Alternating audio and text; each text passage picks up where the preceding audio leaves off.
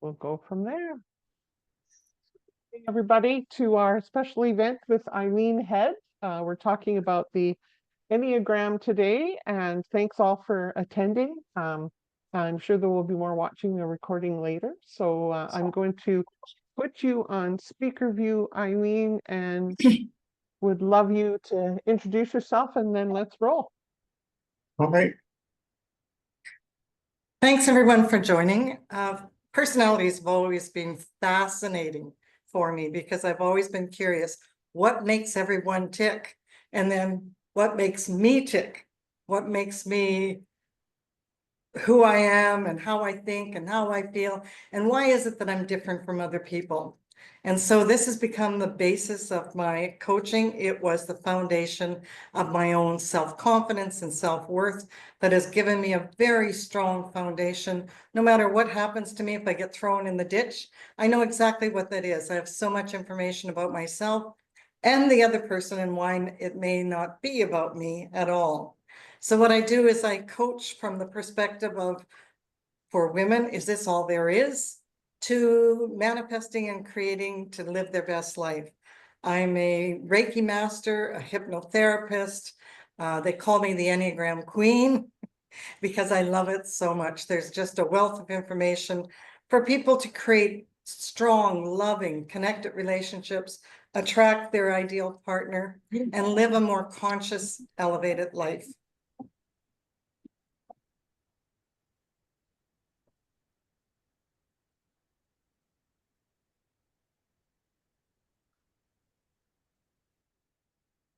So do we go on there? Yep. All right. So did you guys take the personality test, and would you be willing to share which personality you think you might be? Diana? Hi. So yeah, I did take well, I don't know if I did the test. I sent it to do it, and I'm supposed to have some appointment or something. I'm not sure. Anyway, I determined that I think I'm a 2. Like if I had to go with the 3 guesses, I would say 2, 4, or 6. And in that order. Okay. Yeah. Who else? I didn't do the Natalie? Sorry, I actually had 8, 4, and 2. Okay. Panda? Oh, you got to unmute Panda. Panda? Stand up. Oh, Okay. sorry. I'm 8, 5, and 6. Okay. And who else? Crystal? I didn't do it. I'm so sorry. I must have missed that somewhere. So No sorry. worries. You'll pick it up. You'll pick it up. You'll be able to see yourself. So when I have large groups of people that I do this, it's really fun because I read off the description of one of the personalities, and then I ask them to go stand in that space. And then as I read more of them, they'll go, oh, no, I don't think I belong here. I belong over there. And then they go over in that group, and then they talk to that group, and it's fascinating. When I took my training, and we had the group, I'm a 2 supporter helper, and they would put us on panels and they would interview us, and we could finish each other's sentences. It was phenomenal. It was so fascinating.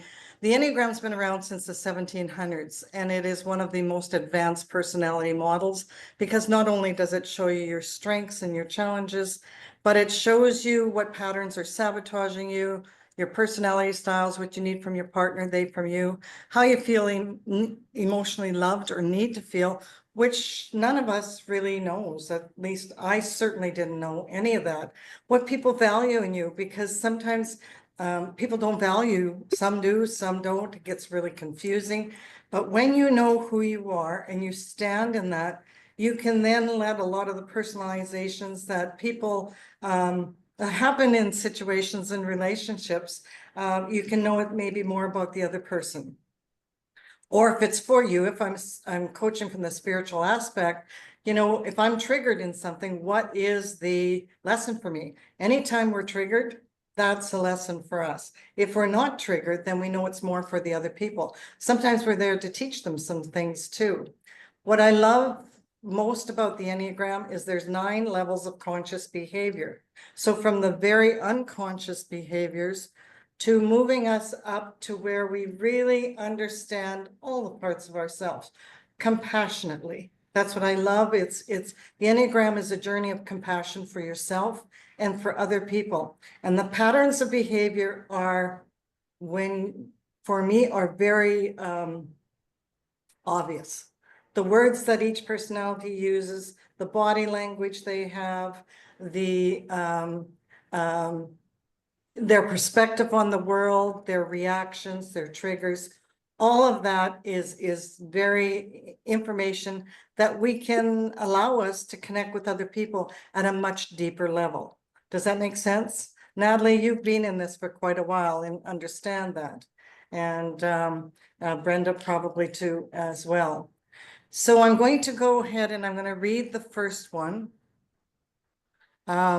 There's also 3 different, if you, can I share my screen here, Mayor? You should be able to, yeah. Yeah, I have to just make my, because I've got, usually at home I have 2 screens, which is just lovely, but here I only have 1. So let me just see if I can share, and there. Okay, share. All right, can everybody see that? Okay, all right. So there's 3 different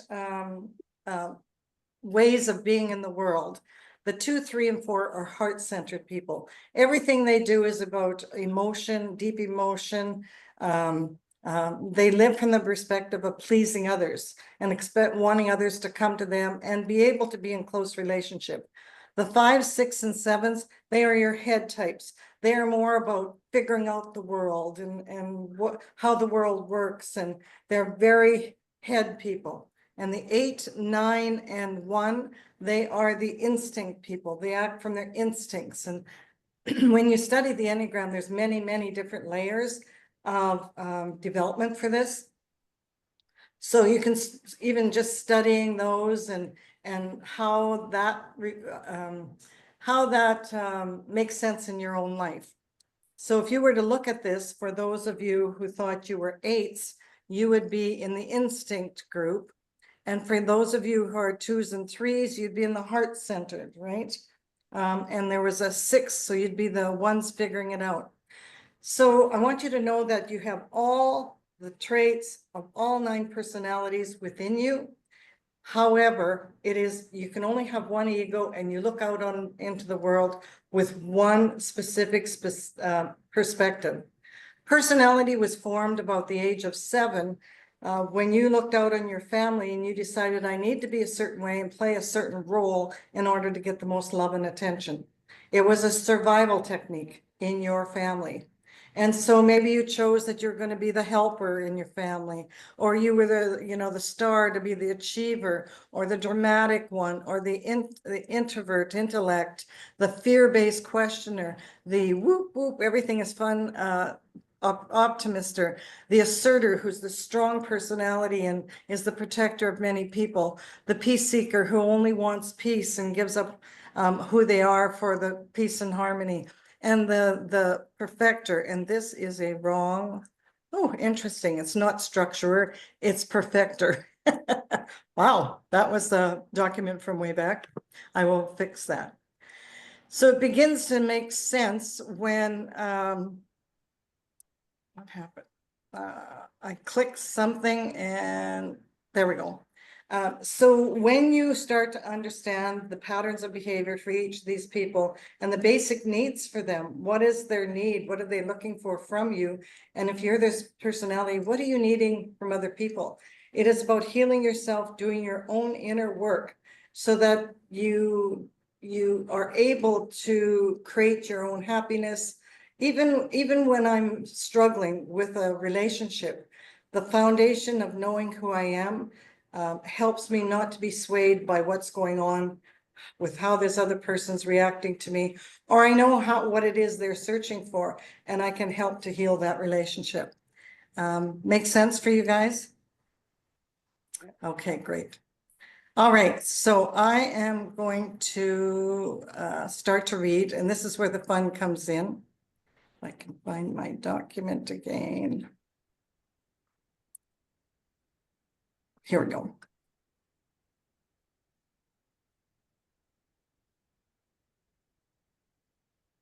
All right. So for the one, I'm going to go back to the one perfecter. I usually read them in groups. Actually, I'm going to go back and do that. So I'm not going to start with the one perfecter, and I haven't forgotten about them. I will come back to them. The other thing I want to explain to you is how this symbol works. This is sacred geometry. So as a 2 supporter, when I'm stressed, I go over and have some of the traits of the 8 asserter. So I become more assertive, more direct, but that is situational. And then I come back and come to my home type. My path of development, because 2s forget about who they are and give away who they are to get love. They need to be needed before development. I go to the expressor because the expressor traits are about really understanding yourself, really knowing who you are and being who you are. So the arrows pointing to you is your stress pattern. The arrows pointing away from you is your path of development. And the ones on either side of you are the ones that flavor your personality. So you already have 5 strong personalities that you relate to. Sounds complicated, but once you learn the structure of this, it's really quite easy. And unfortunately, I got to open my window again because it's now got too hot in here. The trials and tribulations of living in Mexico. I heard that there. Cry me a river as we're sitting in 5 inches of snow. I was actually going to start off by showing you a picture, so remind me afterwards. I'll take it. It's another story, but I did learn manifesting techniques that got me down here. This is my 4th year living on a beach in Mexico when years ago. I would never have believed that was possible, but it was on my vision board. And so I love manifesting. All right, so let's get going. I'm going to do the 2, 3, and 4. So the 2s, 3s, and 4s are emotion based. The 2 supporters. So every personality has a limiting belief about themselves that shows up in their life. And until we do the inner work and identify with it, understand it, compassionately work on it and release it, it plays a big role in our life.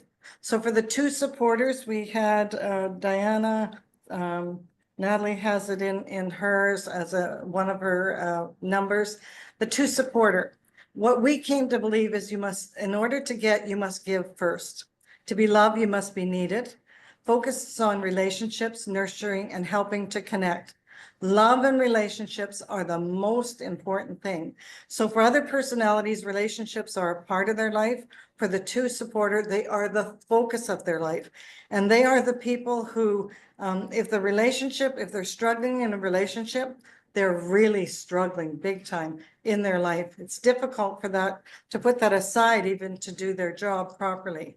They're sensitive, very intuitive, seeing the needs and meeting others' needs, nurturing, modest, needs little recognition, praising and encouraging others, good listener, people person, wants to be appreciated for helping. That's really, really big. And they will be the cheerleader to your best qualities.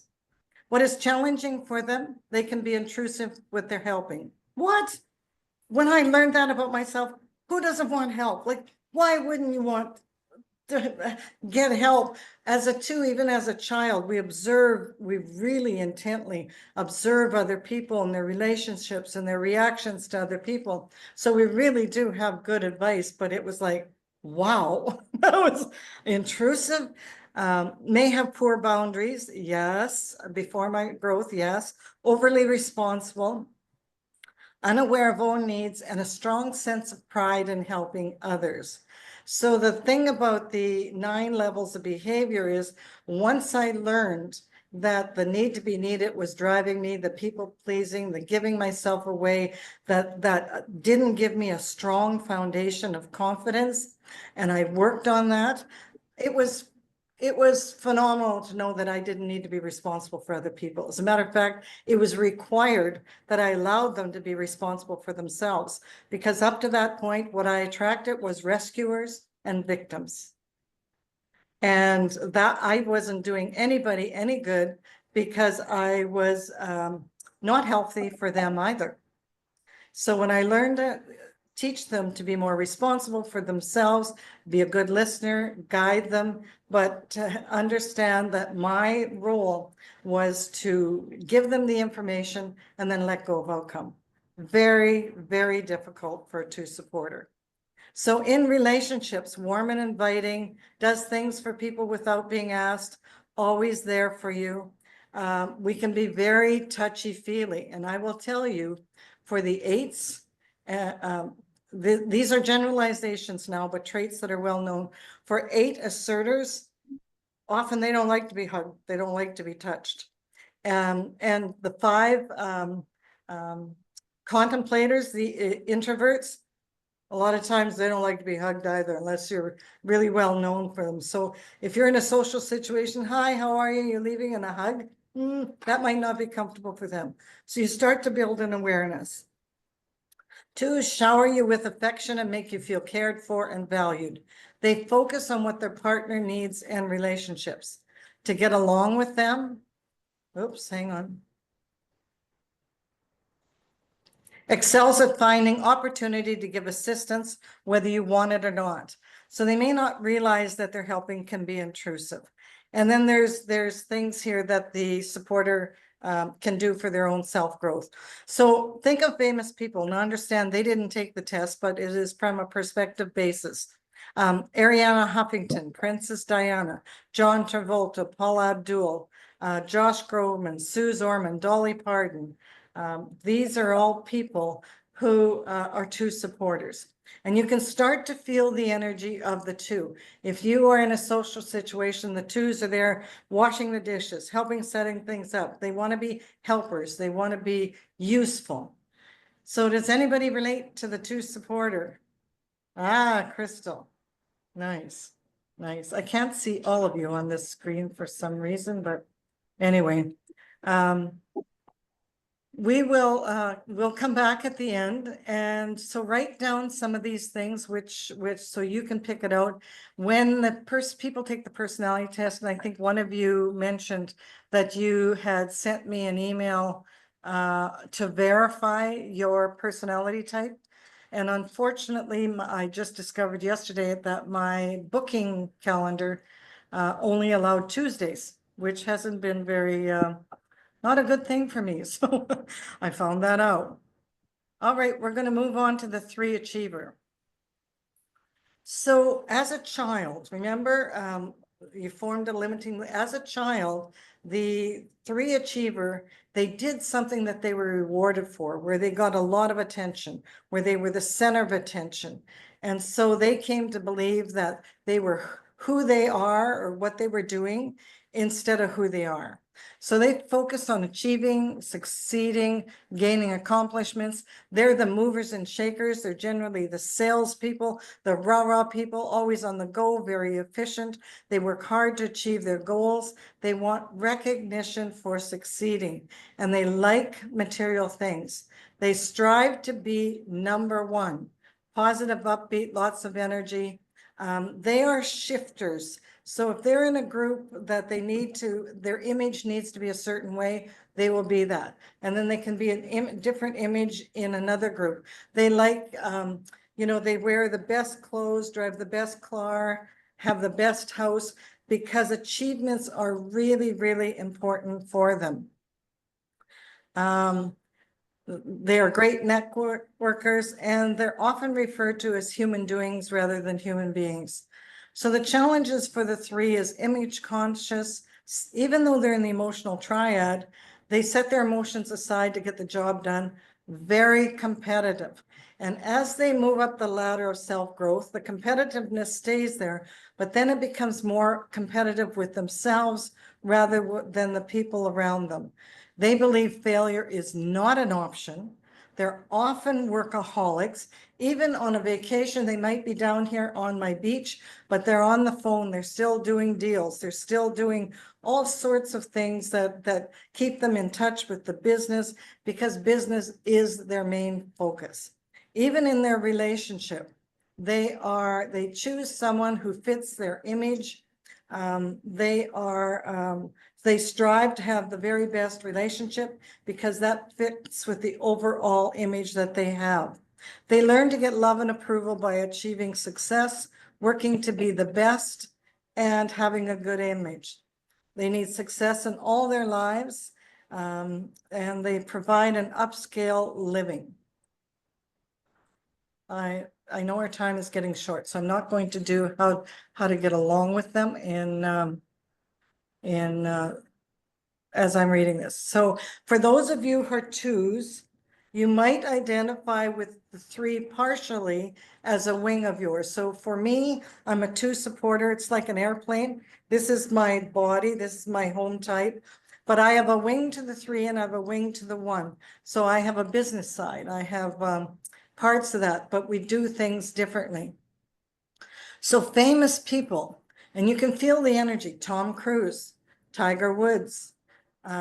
This has Taylor Swift. I've changed that. I think Taylor Swift is a perfecter. Tony Robbins, Will Smith, Bill Clinton, Jack Canfield, Madonna, Oprah Winfrey. Now, a lot of people, do you feel the energy of those people? The success, the drive to be number 1. They're the stars in the world. They go out there. Oprah Winfrey, I was surprised to learn in the beginning that Oprah is a 3 because she's so giving. She gives a lot of things away. The difference in the perspective is that 3s get the success first, and then if they have a strong 2 wing or with a lot of personal growth, then they become the giver, the sharer. But success and gaining is first for us 2s. Unfortunately for us, a lot of time it's the other way around. Business comes secondary to everything else. A great story about Oprah was her mother said to her when she was a young girl, you know, Oprah, if you're really lucky when you grow up, you will get a family, a white family, that's going to treat you really well while you clean their house. And she said, I said to myself, even as a child, I ain't going to be cleaning no white people's house. So she went into, she went to school, she got into newspapers and then into radio. And in radio, they said to her, you know, Oprah, well, you know what? You're Black, you're overweight, you will never get into TV. But one thing about Oprah is she did not have the limiting belief that limited her. She always believed in success, and that's what got her where she was. So keep that in mind. Is it 2 or is it 3? So when I verify personalities and you've got these 3 numbers, I read to you the very specifics of the 2 personality types so that you can really differentiate. Because if you get your home type incorrect, the information is not accurate. If you get the information correctly, it is freakishly accurate. So now we go to the 4 expressor. So the limiting belief of the 4 expressor was painful losses leave them feeling abandoned and that they are missing something important. So 4s are the deepest emotional personalities on the 9 Enneagrams. They are unconventional, individualistic, high value in art, music, clothes, good manners, unique sense of presentation, original, creative, sees beauty where others might not. They have very refined tastes, sensitive, kind, deeply caring. They are very comfortable in sitting with people who are in pain. That is their superpower. They talk about feelings all the time. They are very in touch with their feelings, whether those are feelings of being, we would call it depression. They call it sweet melancholy because there's a richness even to the deep feelings that they have. They wear their heart on their sleeve and they create experiences rich with emotion and meaning. So the challenges are, because they have these deep emotions that are inside them, they can have dramatic mood swings. They can be very dramatic, intense emotions, dips of depression, feels very different from other people all of their lives. And that's their superpower and also their challenges. There's much more to this for the personality type. In relationships now, they're always searching for that ideal love in order to feel loved. They feel so different. They often feel very unlovable. They develop feelings of longing and envy for what is missing, vivid imaginations to create fantasies, stir passions, and magnify emotions. So what we love about the fours is that they show us what deep feelings and emotions can do. You know, I look out here and see amazing sunsets at night on the ocean. And because I've now developed my path of development to the four, I can have feelings for that. I can feel it rather than just see it.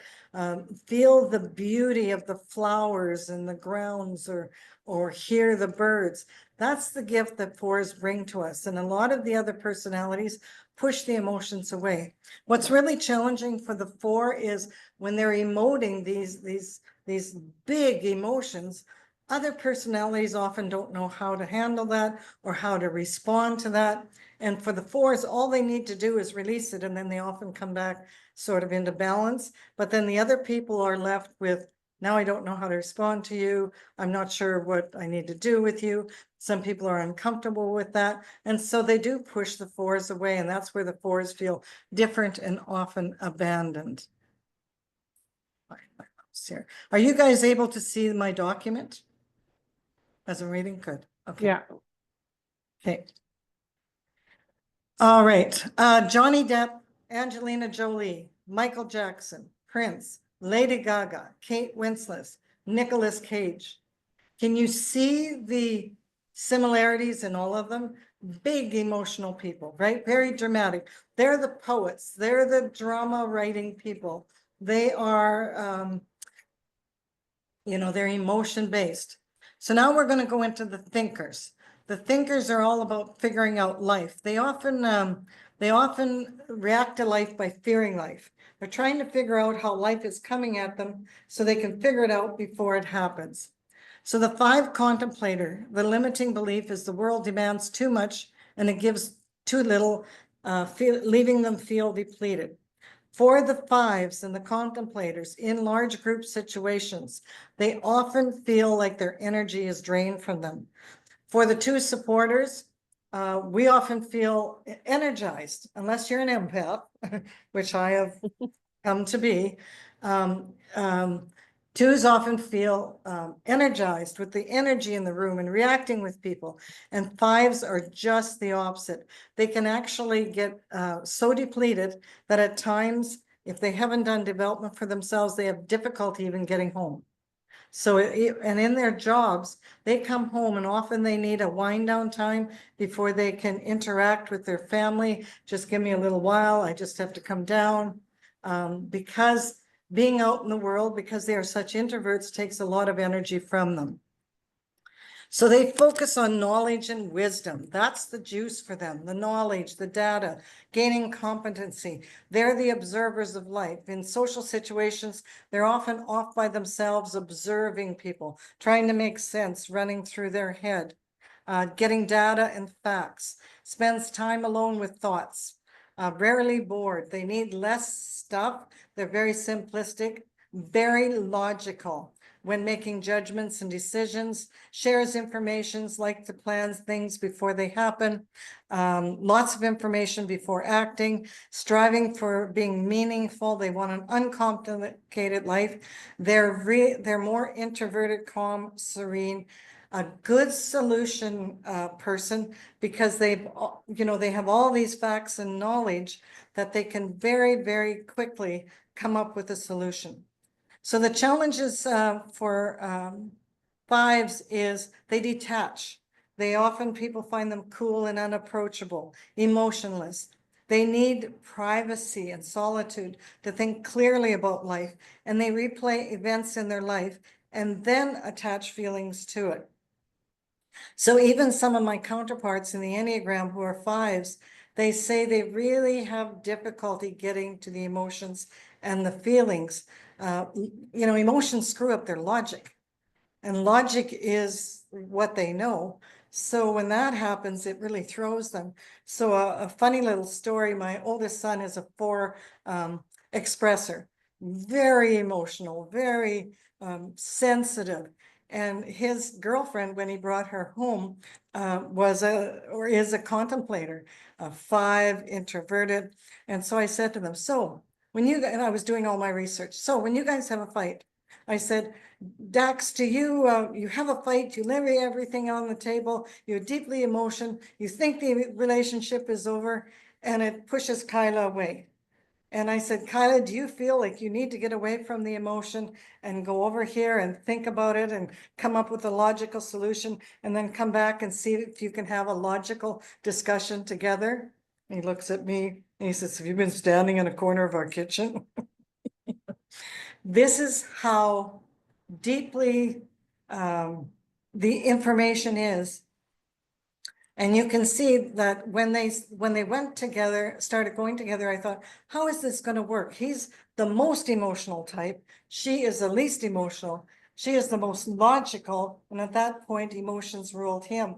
And really, they're wings to each other. They're both introverts, and they've been happily married for a lot of years.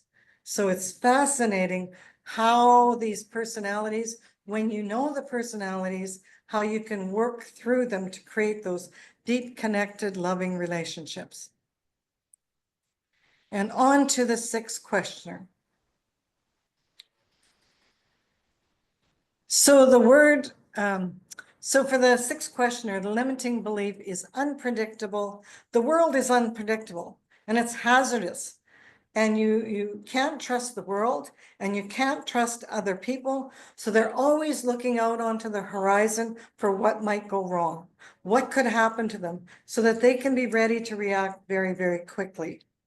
They do worst case scenarios in their head all the time, and their comments often people will see them as the glass half full. What 6 questioners will tell us is, well, you know what? We're realistic. Like, the world isn't in rose-colored glasses here. We got to be ready for a world that anything can happen at any time, and we need to be able to react. So they use logic, more realistic than emotional. They're the devil's advocate. Oh, they like to argue things and give different perspectives, flush out the whole truth. Extremely loyal to family, friends, and traditions. If you break the trust with them, you may never get back in their life. You will be cut off their life.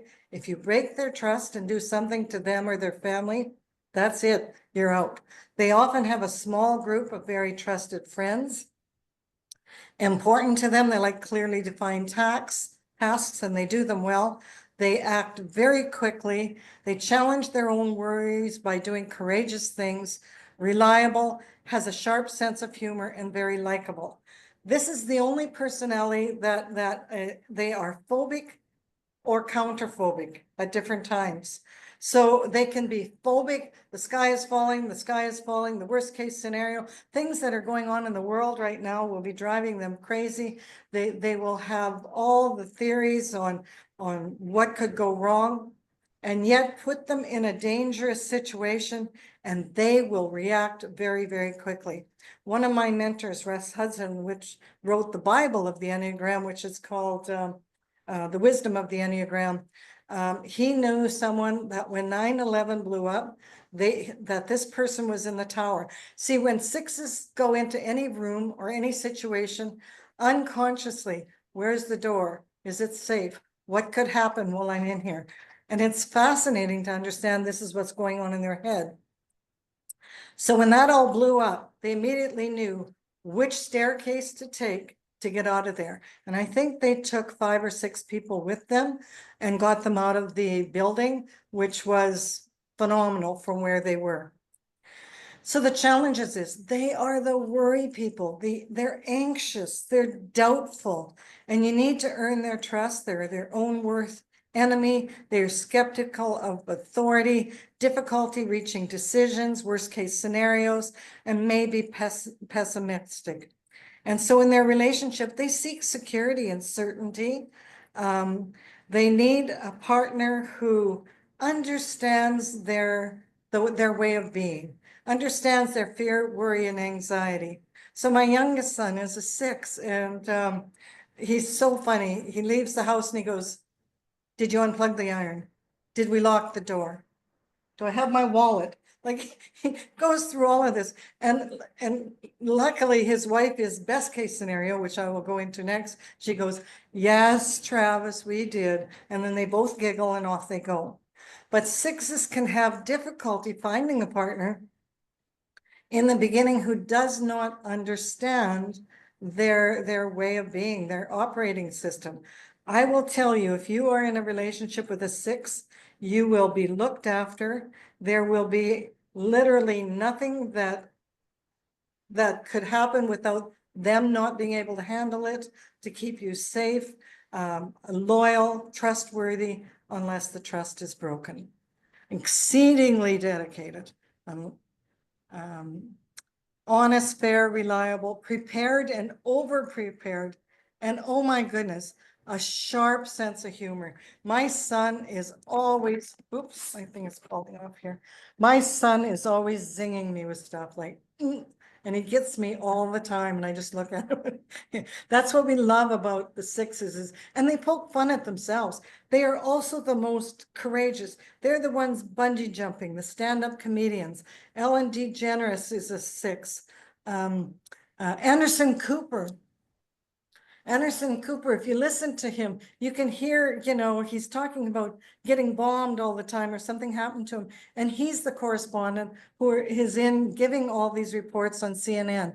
David Letterman, Kelly Ripa, I don't know if you know the show, Kelly, if you listen to her, "Oh, I just want to stay under my bed today." You can hear the comments about fear of the world. And then there she is out there. Hugh Jackman, Diane Keaton, Charlie Sheen, Julia Roberts, Ben Affleck. Starting to make sense, people? Do you see how fascinating all of this can be?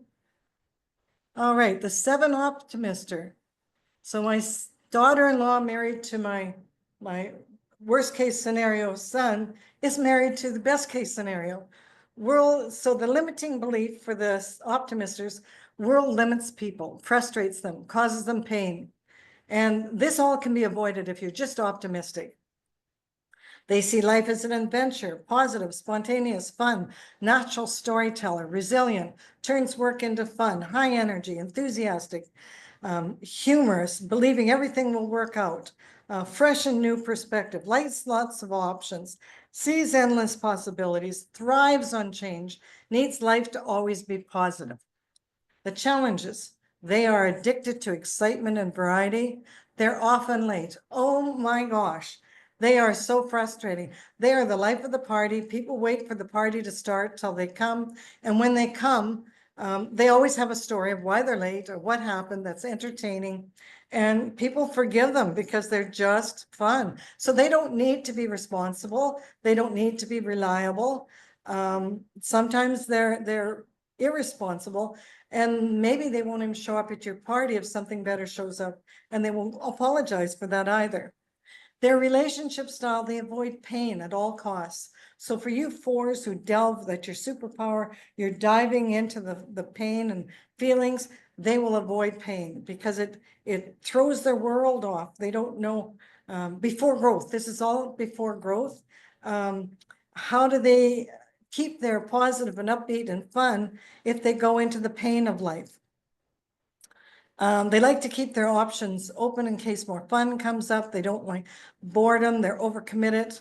I have a brother that's 7, and you know what? He's just so much fun. He's like a magnet for people. Wherever they go, people show up and want to be with them because they're just so much fun. Relationship style. The fun perspective can get them into difficulty in careers and in business because they always see the best possible scenario on this.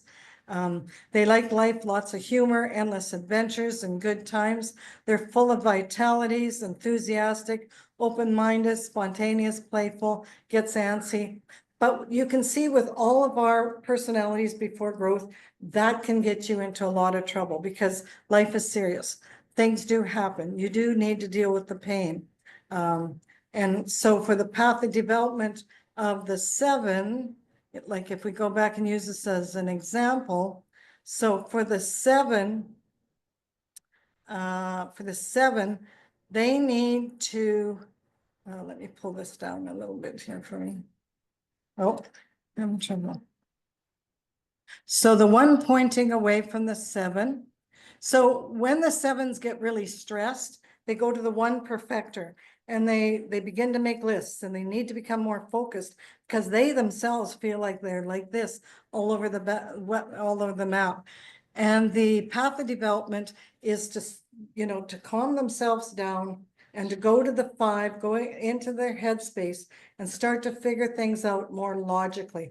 If all I'm doing is having fun, if I'm giving way to all the fun, or I'm overly optimistic, and I haven't thought this out, this could get me into a lot of trouble.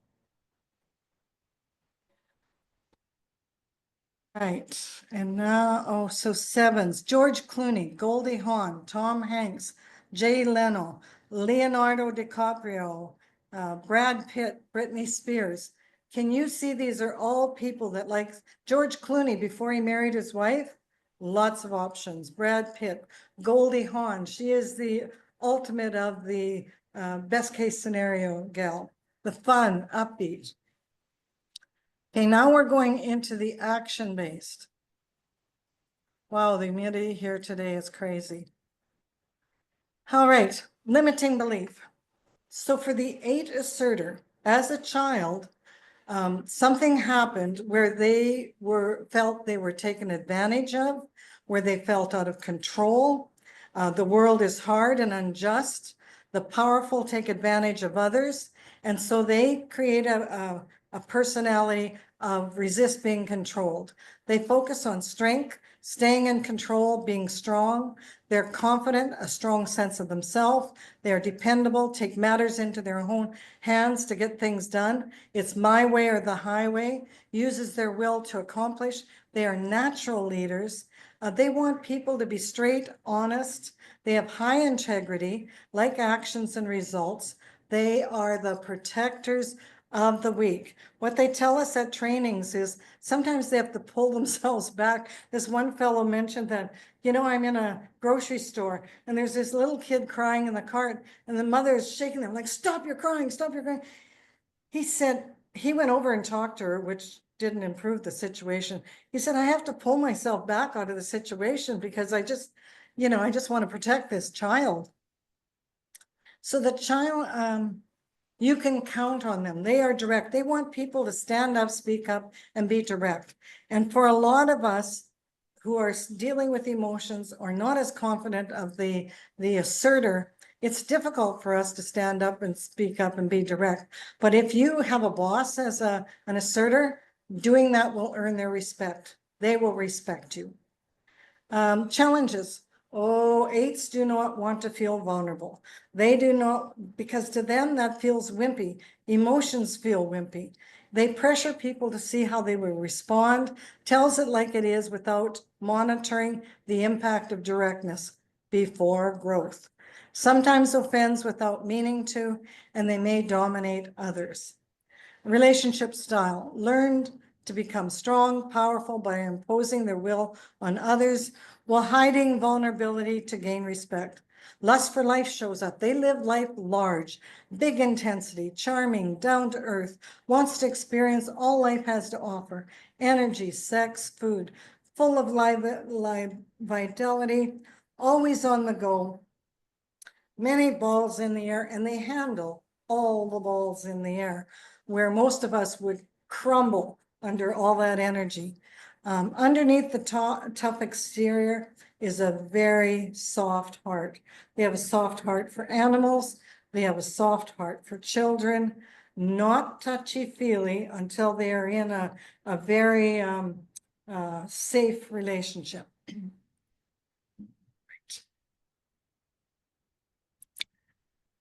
So Dr. Phil McGraw.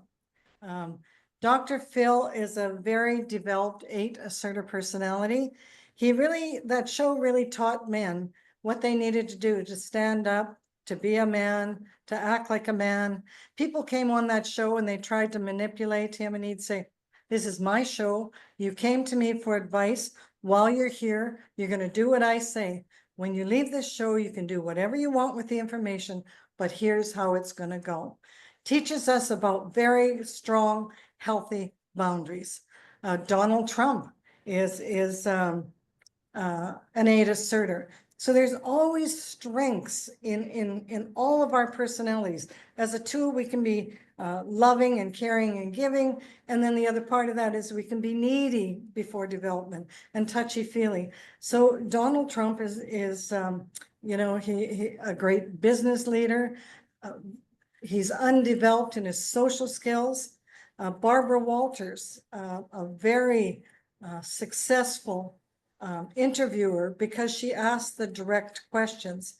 Kevin O'Leary, Whoopi Goldberg, Susan Sarandon, Simon Cowell, Jack Nicholson.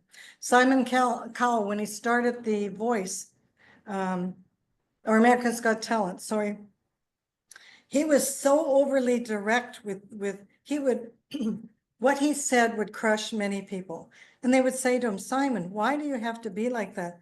He said, "They're coming on this show. They want to know whether they got any talent. I'm here to tell them whether they have talent or not." Years go on. Simon begins to develop. He gets married. You see him with 2 white little poofy dogs. And then he has children. And I saw this one show where someone sang a song dedicated to their mother. He became so emotional. He couldn't speak. He told the cameras to get off him. He took his mic off, he put it down, and he walked out of the show. It touched him to such a place of vulnerability, but it's very difficult for 8s to show that vulnerability. 9 peace seekers. How am I doing? Oh my gosh. I hope you guys can stay on for a little bit longer. I'm probably talking too much. I get really passionate about this. So the 9 peace seekers. Miss Marilyn, here you Yes. are. So the world makes people. So for peace seekers, they give up who they are and what they believe in, and they worship at the altar of peace and harmony. They see all points of view. They like routines, natural negotiators, easygoing, mellow, lets others lead. Not all the time. They lead from a place of their strengths. So President Obama, I believe, was a 9 personality. Is a 9 personality, goes along to get along with others, isn't pushy or threatening, wants to be likable, nice, pleasing personality, sees all point of view, equally makes a decision, has difficulty making decisions when difficult, when it affects other people. They want life to be comfortable. 9s like their comfort, and before growth, resist change, challenges. Difficulty making decisions when it's in their own best good, difficulty deciding their own priorities, procrastinates and can easily get off track. They tell us they can get very foggy when pressured. They like their comforts, change may be difficult, often don't pay attention to their own agenda or needs. So relationship style, they make comforts a substitute for love and worth, ignores own priorities, merges with others. So for the 9s, it's before growth. If you say to them, "So where do you want to go for supper?" "Oh, it doesn't matter, you pick." "No, I'm tired of that. I'm tired of always making the decisions. Where do you want to go for supper?" I'm good. You decide. I can't really decide. For the nines, instead of asking them direct, give them a choice. Do you want Chinese? Do you want Italian? Do you want pizza? Whatever. Then they can make a decision. When the nines have done their inner work and have gone through their growth strengths, there is a joke in the Enneagram world, and is you see a tank coming down the street and it drives into a bog. Who wins? The bog or the tank? The bog is the nine. The nine wins. Nines are the most powerful on the Enneagram. Interesting. All right, famous nines. Kevin Costner. So feel the energy of these people. Nice, likable, easygoing. Kevin Costner, Sandra Bullock, Renee Zellweger, Jennifer Aniston, Morgan Freeman, President Obama, the Dalai Lama. Are you starting to see the patterns of people? Even when you have the basics, you can start to use this model for your growth. And lastly, we have the perfecter. So the limiting belief of the perfecter was good behavior is expected and taken for granted, while bad behavior is judged as negative. And so they came to believe as a child they had to be perfect, they had to create rules, they had to be absolutely perfect in every part of their life. Quality is more important than quantity. They compare what is real to what would be perfect, continually improving to full potential, striving for perfection, strong morals, sense of responsibility, always doing their best, has strong standards of fidelity, honesty, and charity. And it's important to follow the rules, their rules. They often make their rules. They may break their rules, but you need to adhere to their rules before growth. They have one right way of doing things. They find compromising difficulty, gets irritated when others don't meet high standards, can be nitpicky, often can be seen as critical or judgmental. What they learned is to gain love by being good, responsible, conscientious, following the rules. They suppress their anger. And it's really funny because they don't identify with anger because anger would be judged as bad. So they get irritated. So if you see them in the kitchen and they've got the dishcloth and they're doing this, or their body language is this, you know they're suppressing anger. There's frustration there. Have high standards in all of life, always improving, keep promises. I had a friend who was an astounding, when you came to her house, everything was perfect, from the decor to the meal she cooked to the way she presented it. And we went for this dinner one night and it was absolutely perfection. And we were walking the next day and she was really irritated. And I said, that was really awesome last night. You seem irritated. Why are you irritated? She said, I forgot one of the sauces in the microwave. No one knew there needed to be a sauce, but for her, the whole night was ruined. So you can see that the pressure that one's put on themselves. Martha Stewart, Ralph Nader, Judge Judy, Meryl Streep, Kate Middleton, Michelle Obama, very high standards. When all of our personalities develop to go to the high side, we can use our traits in a totally different way. Before development, our traits, the undeveloped traits, sabotage us in our lives, in our relationships, and for our own happiness. And so I think that is at the end of, I'm going to stop share. All right, thank you. So tell me, anybody have any questions? Did you have any insights? Did you figure out which personality type that you are? Comments? Eileen, that was awesome. And as we're going through it, I can see bits and pieces of myself in all the types. And I know we chatted about, you know, a 2 or a 9, and then when you explain the wing and you know the other pieces of that, the emotional set or the intellect sets, it makes sense that you see bits and pieces of almost all the numbers in your type. And so you really helped me sort out, okay, what's the primary Yeah. trait that decided for me between a 2 and a 9. So that was really helpful. And as you're going through, I'm going, oh, it's my daughter. Oh, it's my other daughter. Now I know why that drives me crazy.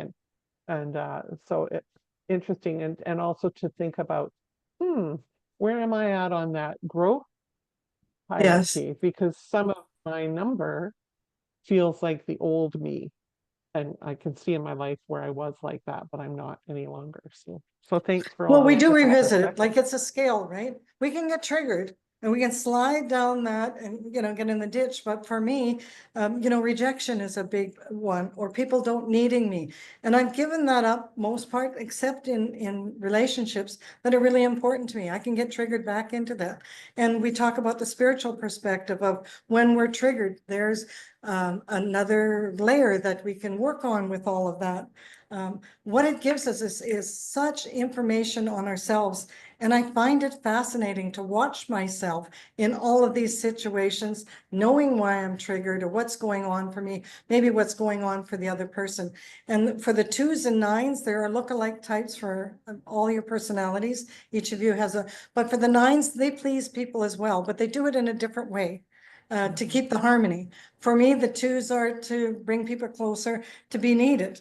And to give that up has been, for me, life-changing. Anybody else have any comments? Natalie,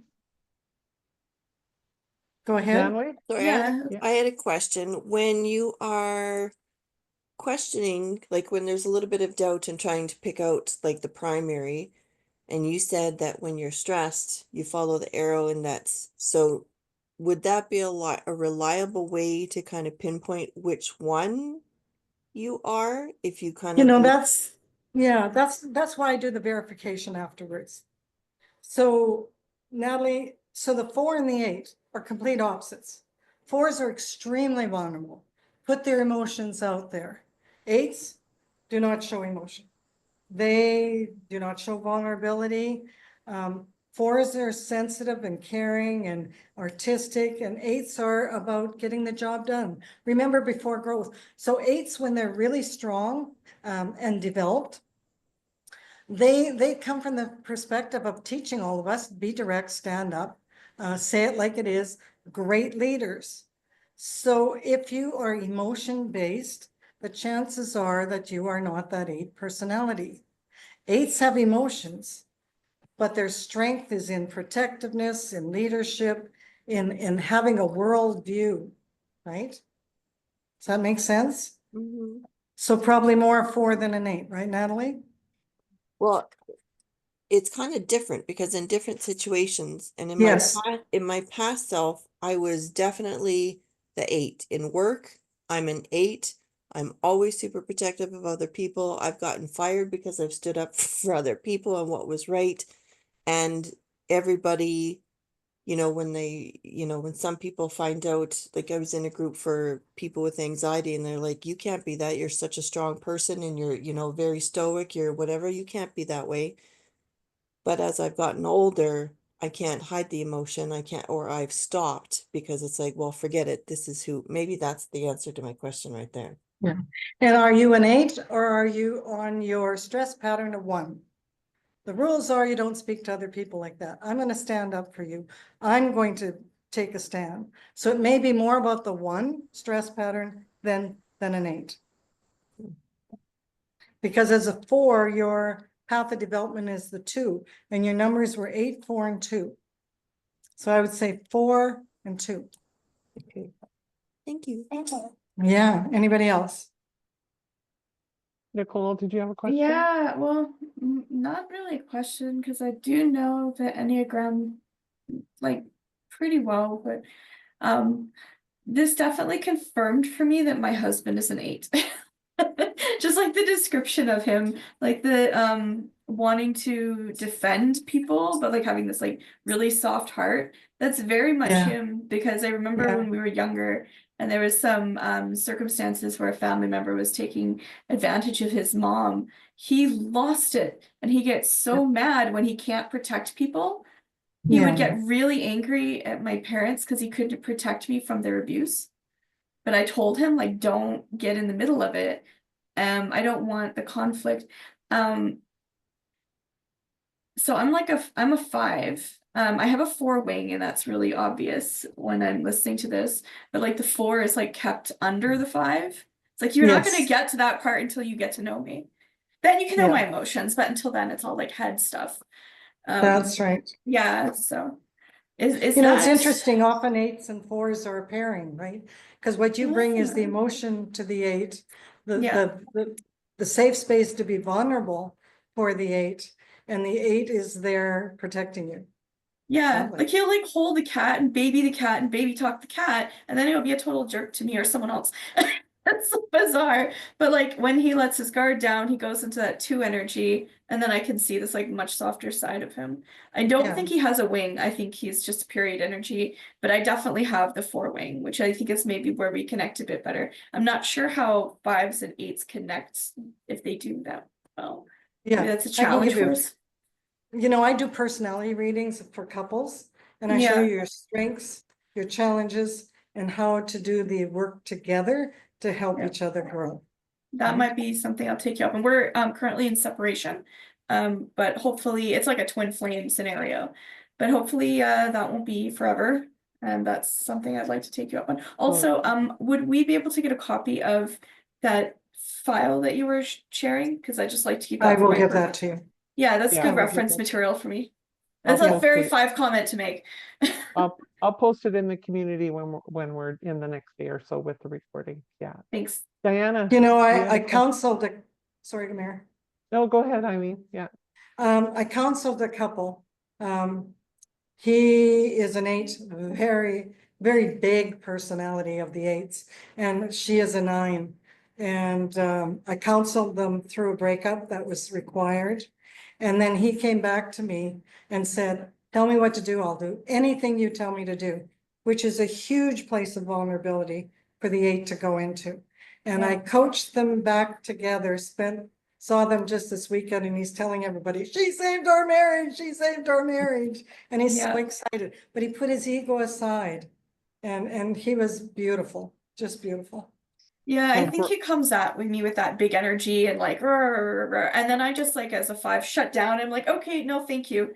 And he'll get mad because I like, if he's, we're getting into it in like a chat or something, and I close the window or lock the door or walk away. And he thinks that I'm just like, dismissing him. And it's like, no, I need space. Like you just said So something that upset me. I need to process that.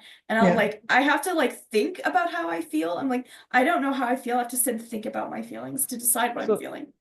So those are And the kinds of things that Eileen helps you sort out when she Yeah. works with couples in counseling. Yeah. Yeah. He needs to understand that story of my son with his girlfriend and now his wife.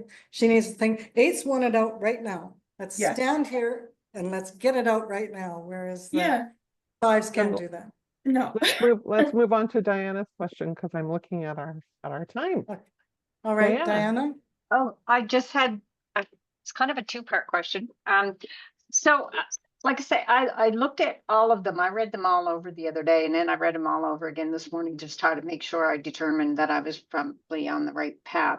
And knowing that, and the 2 definitely resounds for me, but in my present, because it's one of the things that I noted was like, relationships are very, very important, and they really, really want to have a relationship. Well, I've been without a relationship for a number of years, and I'm really enjoying that a whole lot.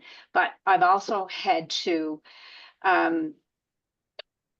for my own sanity and even for my own spiritual growth, like looking after myself has become a priority, right? Good. So I've stopped putting somebody else ahead of me. I've had to put me ahead of me, and that is it. And that's where I want my concentration to go. So does that kind of like, I still identify a lot with the 2, because that was sort of like that big part of it really drew me to say, yeah, you're a number 2, because that's the way I was in relationships, was everything was always about them. I never gave a darn about what I had to do. I always made sure that they were happy. If there was 2 things that were going on and I wanted to do this, but they wanted to do that because they want to do that, that's what we did. It was never going to be, about myself. So So now that I've reversed that, would that change the fact that I'm a 2? Is still, You're always you're always a 2 in the path of development. I too, all of the Enneagram is to bring you to who you are. To okay, bring you to your core, to your spirituality, to your highest self, for your highest good. It has a spiritual component to it. So that is a real path of development for the 2. I've done that as well. And my joke okay, currently is I've become a social introvert. Instead of being the 2 that's out there all the time now, yeah, I really yeah, like to spend time with my own. Whereas before I ran for myself, I needed other people, right? I can understand that. So how does the wings part work? That's where I was a little It bit, just flavors the personality. It but just what does it flavors. mean? Okay, it means that Yeah. you have some of the traits, but it's not your main focus of getting your needs met in the world. So when I say I'm a 2, 4, 6, which looks like to me, did that mean though those are my wings? No. No, 2 and Oh, 3 are your 2. 3 and 1 are your wings. 3 and 1. okay. All right. Yeah. That's what I fix. Okay. Thank you. thanks, Dan. Any other Any other questions, you questions? guys? Crystal, Brenda, Shanna, Stacy, any other questions?